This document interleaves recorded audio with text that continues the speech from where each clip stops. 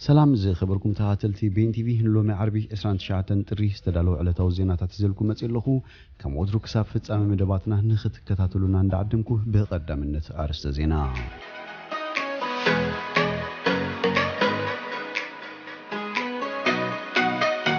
ሕብራት ሃገራት ማዕከላዊ ባሕሪ ንዘቋርጹ አፍሪካውያን ስደተኛታት ሓገዝን ሓለዋን ክግበር ሓቲቱ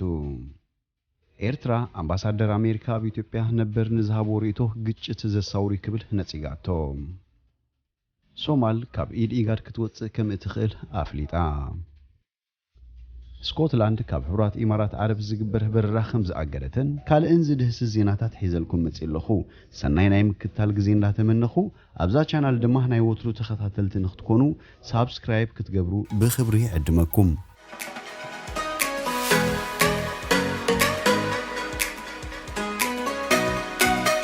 ሕብራት ሃገራት ማዕከላዊ ባሕሪ ንዘቋርጹ አፍሪካውያን ስደተኛታት ሓገዝን ሓለዋን ክገብር ሓቲቱ ናይ ሕብራት ሃገራት ጉዳያት ስደተኛታት ነቶም ማዕከላዊ ባሕሪ ንምስጋር ህይወቶም ልዕሊ ሓደጋ ዘእትዉ ዘለዉ ብኣሽሓት ዝቑጽሩ አፍሪካውያን ስደተኛታት ንምሕጋዝ $100 ሚልዮን ተማሕጺኑ ኣብ አፍሪካ ዞባ ሳሕልና ክፍአ ዝኸደ ግጭታትን ኣብ ምብራቕን ቀርን አፍሪካን ዘሎ ሓድሽ ምፍንቃልን ብምድረ በዳ ሳህራ ዝስገሩ ስደተኛታት ክውስኽ ገይሩ እዩ ብዙሓት ካብኦም ድማ ዕዋን ምሕታትን ኣብ ኢጣልያ ንኽኣትዉ ኣብ ሓደገኛ ናይ ባሕሪ ጉዕዞ ከም ዝኣትዉ ይፍለጥ ኣብ 2020 ብውሕዱ 64 ሰባት ኣብ ባሕሪ ሜዲትራንያን ከም ዝሞቱ ወይ ከዓ ከም ዝጠፍኡ ትካል ስደተኛታት ሕብራት ሃገራት ይገልጽ ኣብ ናይ መሬት ጉዕዞ ኣብ ሳህራ ኣስታት 1800 ከም ዝሞቱ ነቲ ትካል ይገልጽ ብዛዕባ ዝተሰወሩን እኹል ዳታ የለን ይብል ኣብ ትካል ስደተኛታት ሕብራት ሃገራት ፍሉይ ልኡኽ ኩነታት ማዕከላዊ ባሕሪ ቪንሰንት ኮንቸተል ክዛረብ እንከሎ እቶም ስደተኛታት ኣብ ጉዕዞ ዘጋጥሞም ዘስካሕክሕ ጭካነ ከምኡ ድማ ብኣስገርቲ ሰባት ዘጋጥሞም በደል ከም ዘዘንተወ ይገልጽ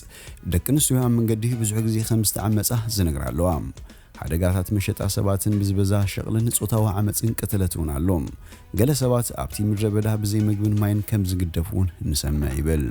በቲ ናይ ስደተኛታት ምንቅስቓስ ካብ ዝተተንከፉ 25 ሃገራት ዝመጹ ንምሕጋዝ ትካል ስደተኛታት ሕብራት ሃገራት ሕጂ $100 ሚልዮን ይሓትት ኣሎም ከምኡውን ኣብ ሓደገኛ ጉዕዞ ባሕርን ምድረ በዳን ንኸይመርጹ ዝሕግዙ ይብል እቲ ልኡኽ ትካል ስደተኛታት እዚ ወኪል ጉዳይ ስደተኛታት ሕብራት ሃገራት ነቲ ሓደገኛ ጉዕዞ ደው ክነብሎ ኣይንኽእልን ንኸውን ግን ሱቕ ኢልና ክንቅበሎ የብልናን ናብ ሊብያ ክሳብ ዝኣቱ ወይ ኣብ ሳህራ ክሳብ ዝበጽሑ ክንጽበ የብልናን ናብ ገማግም ባሕሪ ከይመጹ እንከለዉ ኣብ ዝሓሸ ኣገልግሎት ገንዘብ መዲብና ሓልዋ ክንገብረሎም ኣለና ይብል ሃገራት ንስደተኛታት ከም ምጽምባር ስድራቤት ዝብል ኣህጉራዊ ሕጊ ብምኽታል ውሕስ ዝኾነ መተሓላለፊ ዕድላት ክህባ ትካል ስደተኛታት ሕብራት ሃገራት ይጽውዕ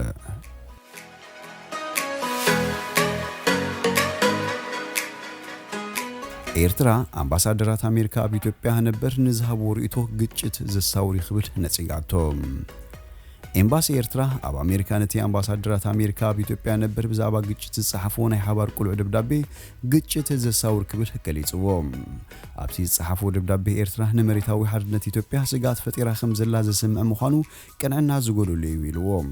ዋላ እኳ ብዛዕባ እቲ ኣብ ኢትዮጵያ ዘሎ ኩነታት ዝሃቦ ዘይሚዛናዊ ርእይቶ ክንዛረብ ዘይንደሊ እንተኾና ኣብቲ ኣብ ደብዳቤኦም ብዛዕባ ኤርትራ ዝብሎ ትኹታኽን ካብ ሕማቕ ሕልናን ዝነቐለ ጠቐነ ዝተሰምዓና ቁጥዕ ክንገልጽ ክንግደድ ኢና ይብል ኣብቲ ሂሎም ዝወፅእ መግለጺ እቶም ኣብ መንጎ ኤርትራን ኢትዮጵያን ኩነተ ኩናት ኣብ ዝነበሩሉ ዓመታት ኣብ ኢትዮጵያ ዝነበሩ ኣምባሳደራት ምስቲ ብዓብላልነት ሕወሓት ዝምራሕ ዝነበረ መንግስቲ ኢትዮጵያ ወጊኖም ኣንጻር ረብሓ ኤርትራን ኢትዮጵያ ዝደግፉ እዮም ክብል እውን እቲ ኤምባሲ ግብረ መልሲ ሂቡ ቅድሚ ቁሩብ መዓልታት 4 ነባራት አምባሳደራት አሜሪካ በኢትዮጵያ ኩነታት ትግራይ ከም ዘሻቀሎም ናብ ቀዳማይ ሚኒስትር አብይ አሕመድ ኣብ ዝጸሓፎ ቁልዕ ደብዳቤ ገሊጾም ነይሮም ኣብቲ ኣብ መርበብ ሓበሬታ ሪፖርተርስ ባለ ኢትዮጵያ ምጽኢት ዝወጽእ ቁልዕ ደብዳቤ ብዛዕባ ህላዊ ወታደራት ኤርትራ ኣብ ትግራይ ዝወጹ ጸብጻባት ከም ዘሻቀለን እዚ ድማ ንመሬታዊ ሓድነት ኢትዮጵያ ኣብ ሓደጋ ከውድቆ ይኽእል ኢሎም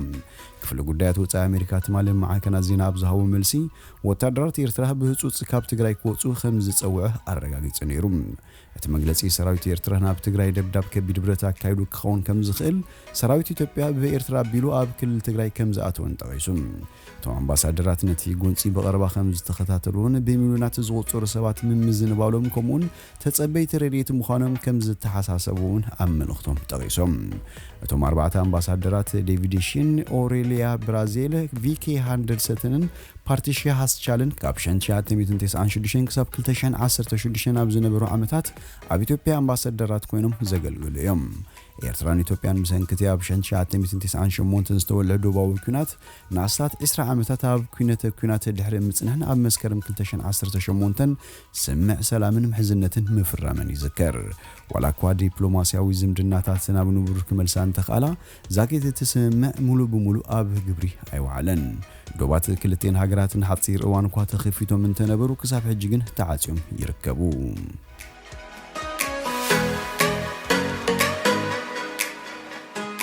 ሶማል ካብ ኢዲጋድ ክትወጽእ ከም እትኽእል ኣፍሊጣ ሶማል ነቲ ምስ ኬንያ ዘሰሓባ ዘሎ ጉዳይ ኣመልኪቱ ክጻር ሓላፍነት ዝተዋህቦ ኢጋድ ጸገይ ኬንያ ሒዙ ብዝብል ካብቲ ዞባዊ ውድብ ክትስሕብ ከም እትኽእል ኣጠንቂቓ እቲ ብጅቡቲ ተመሪሑ ዝተኻየደ ኣጻራይ ኮሚቴ ኬንያ ኩልቲ ብሶማል ዝቐረበላ ክስታት ከም ዘይወዓሉት እዩ ጸብጻብ ኣቕሪቡ መንግስቲ ሶማል ብ27 ጥሪ ኣብ ዘውፅኡ መግለጺ ድማ እቲ ብኢጋድ ዝተመዘዘ ኣጻራይ ኮሚቴ ዘቕረበቶ ጸብጻብ ጸገይ ዝሓዘን ዘይፍትሓውን ስለ ዝኾነ ንብሙሉኡ ከም ዝነጸጉ ኣፍሊጡ ኢጋድ ንዘቕረቦ ጸብጻብ ቅሬታ እንተዘይሓቲቱሉ ናብ ጉዳይ ሶማልን ኬንያን ንዘሎ ምስሓብ ጸገይ ኬንያ መሓዝ እንተቐጺሉ ድማ ሶማል ካብቲ ዞባዊ ውድብ ክትስሕብ ምዃና ሚኒስትሪ ጉዳያት ወጻኢ ሶማል ገሊጹ ኬንያን ርእሰ ምምሕዳር ጁባላንድ ዕጡቃትን ብምድጋፍ አንጻር ሉዓላውነት ሶማል ትሰርሕ ከም ዘላዩ መንግስቲ ሶማል ዝወቅስ ፕሬዝዳንት ርእሰ ምምሕዳር ሶማሊላንድ አሕመድ ማዶቦ ኣብ ዝካየድ ሓፈሻዊ ምርጫ ሶማል ንኸይሳተፍ ብኬንያ ከም ዝተደፋፈውን ትኸስስ እንተኾነ መንግስቲ ኬንያ ንኹልቲ ብሶማልን ዝቐረበሉ ክስታት ብምንጻግ ኣብ ዝሓለፈ ወርሒ ኣብ ጅቡቲ ኣብ ዝካየድ ኣኺባ እቲ ጉዳይ ብኢጋድ ዝተመዘዘ ኣጻራይት ኮሚቴ ክጽናዕ ውሳኔ ሓሊፉ ኬንያን ሶማልን ኣቐዲመኑን ብጉዳያት ጸጥታ ዶባትን አልሸባብ ዝፈጸሙ ምጥቃዕትን ከምኡ ድማ ዋድነት ኣብ ገማግም ህንዳዊ ውቅያኖስ ዝርከብ ክልማይ ክሰሓባ ጸንሄነን ብዘይካዚ ኬንያ ኣብ መንጎ ሓይልታት ፌደራላዊ መንግስቲ ሶማልን ዕጡቃት ሚሊሻታት ኣብ ዝካየድ ዘሎ ግጭት ምትእት ተዋይ ገበርኩም ብምባል ነቲ ክሲ ነጺጋቶም እቲ ኣብ መንጎ ሓይልታት ሶማልያን ሚሊሻታትን ዝካየድ ኩናት ኣብ ዶብ ሶማልያን ኬንያን ዝካየድ ዘሎ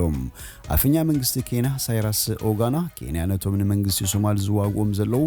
ሚሊሻታት ተዕጥቅያ ንዝብል ክሲ ኣብቲ ናይሮቢ ንጋዜጠኛታት ኣብ ዝሃቡ መግለጺ ነጺግዎም ብሶኔ ኣብ ከባቢ ዶብ ኣብ እትርከብ ከተማ ማንዴራ ኣብ መንጎ ሓይልታት ሶማልን ሚሊሻታት ደቃዕድን ግጭት ተወልዩ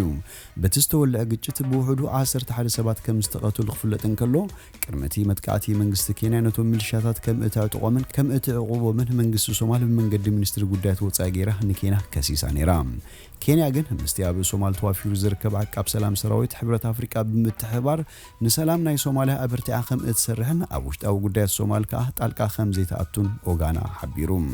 እዚ ግጭትን ክስታትን ነቲ ኣብ ዞባ ጁባላንድ ተፈጢሩ ዘሎ ወጥሪ እናባእሰ ክኸይድ ይገብሮ ከም ዘሎ ጸብጻባት ይሕብሩ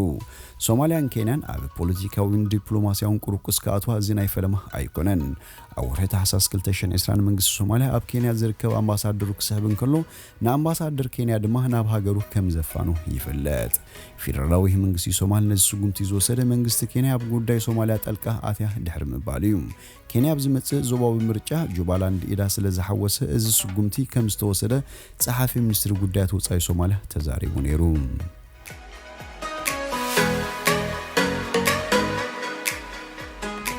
ስኮትላንድ ካብ ሕብራት ኢማራት ዓረብ ዝግበር በረራ ኣጊዳ ስኮትላንድ ለበዳ ኮሮና ቫይረስ ንምግታ ካብ ሕብራት ኢማራት ዓረብ ናብ ግዝኣታት ዝግበሩ በረራታት ነፈርቲ ከልኪላ መንግስቲ ስኮትላንድ ኣብ ልዕሊ ካልኦት ሃገራት ወሽመጥ ዓረብ ከምኡን ካብ ሩዋንዳን ብሩንድን ናብቲ ሃገር ዝግበሩ ተወሰኽቲ በረራታት ኣጊዳላ ዜጋታት ብሪጣንያን ኣይሪሽን ዘይኮኑ ወይ ከዓ ካብ መንበሪ ፍቃድ ናይ ዓባይ ብሪጣንያ ዘይብሎም ሰባቱን በኣኽበርቲ ሕጊ ካብ ዶባታ ክትመልስ ምዃና ኣፍሊጣ ካብ ዱባይን አቡዳቢን ተበጊሰን ናብ ስኮትላንድ ዝበራ ነፈርቲ ካብ ሎሚ ድሕሪ ቀትሪ ጀሚረን ከኣትዋ ኣይፍቀደለን እዩ ሓላፊ መጓዓዝያ ስኮትላንድ ሚካኤል ማቲውሶን ኮሮና ቫይረስ ኣብ ስኮትላንድ ኾነ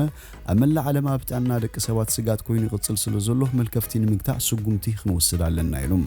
እዞም ዝተወሰዱ ስጉምትታት ሓደሽቲ መልከፍትታት ብፍላይ እቲ ኣብ ደቡብ አፍሪካ ዝተራእየ ሓድሽ ዓይነት ኮሮና ቫይረስ ናብ ስኮትላንድ ንኸኣቱ ዝተወሰደ ስጉምቲ ኣገዳሲ ከም ዝኾነ ሚካኤል ሓቢሩ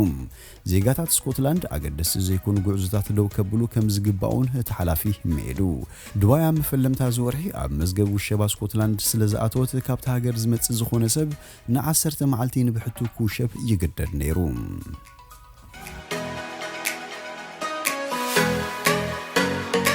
ዝኸበርኩም ተሃተልቲ በይንቲቪ ሎም ዝብልናዮ መሰናዶ